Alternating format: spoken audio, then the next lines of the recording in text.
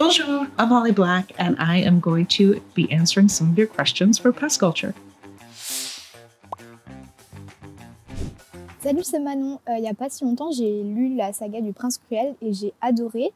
Et je voulais savoir comment était venue l'idée de cette histoire et comment avoir imaginé un tel univers. I think a huge inspiration for me was an illustrated book that I had when I was young. It's just called Fairies, and it's illustrated by Brian Froud and Alan Lee. And if you don't know them, Brian Froud did the concept art for Dark Crystal and Labyrinth, and Alan Lee did the concept art for Lord of the Rings. So imagine them in the 70s in this tiny, English village making this absolutely terrifying book of fairies. It's really beautiful. It's kind of scary, and that art and the folklore in it was just a huge inspiration for me and something that I've come back to again and again in my own work. Salut Oli, c'est Paula pour le Pass Culture et je voulais te demander si tu pouvais nous en dire plus sur l'adaptation cinématographique du Prince Cruel. Okay, so this question is about the film adaptation of The Cruel Prince, which sadly does not exist. I would love for there to be an adaptation. Adaptations are complicated. They often have a lot of starts and stops. So I will tell you a story that will illustrate just how complicated they can be.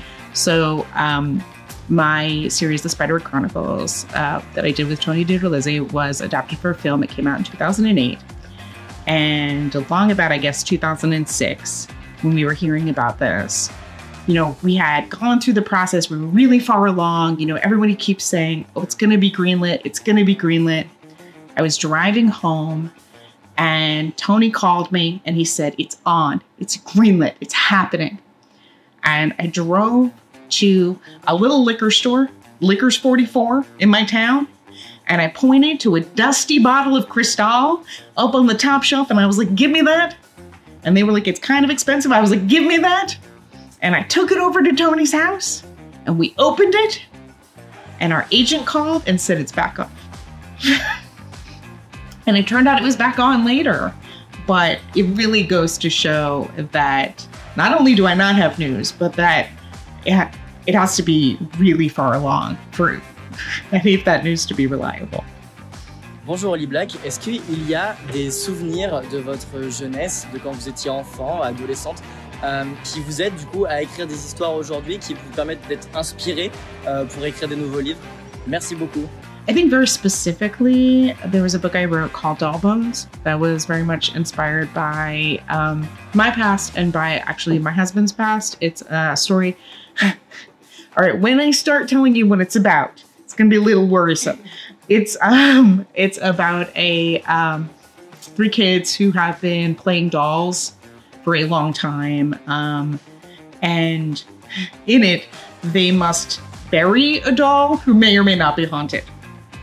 But what it's really about is how we're told that collaborative storytelling is childish. And we're shamed for continuing to want to tell those stories together. And I definitely drew on my own experience of being a kid who had a lot of shame about wanting to play dolls with my friends when they wanted to grow up. And for me, I thought that it meant something about me, but it turns out what it meant is that I really like telling stories with my friends. And, I still do it today. Quels sont vos conseils pour un jeune qui souhaiterait devenir auteur? The advice I would give anyone who wants to be an author, I'm going to give you fairly general advice, but I hope it will be helpful. Number one, it's going to seem obvious, but I'm going to say it anyway. Read a lot, read everything, read in a lot of different genres, read nonfiction, read history, read mystery, even if what you love is science fiction and fantasy, and read backwards. Don't just read what's being published today. Read so that you see where that evolved from and so that you can be part of the conversation. And then secondly, write a lot, write to the end. It's tempting to stop when you get stuck, but then you learn how to write beginnings and not middles and not ends. So push your way through and revise a lot because writing is revising. Bonjour, c'est Gilles pour le Pass Culture. Si vous aviez 18 ans, qu'est-ce que vous auriez fait avec votre passe culture? I mean, I would buy a lot of books. I buy a lot of comics too. Can you buy comics? I like comics. Actually, I really, my mom is a painter, and my husband is a painter, my best friend is a painter. So I did spend a lot of time as a kid doing art. And, you know, I really love art and crafting. And I'm not great at it, but I truly love it. But I think I would have spent all my money on books. I am as I am.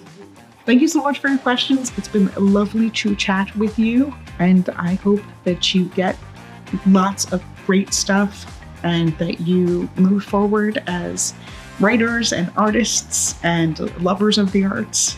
Au revoir.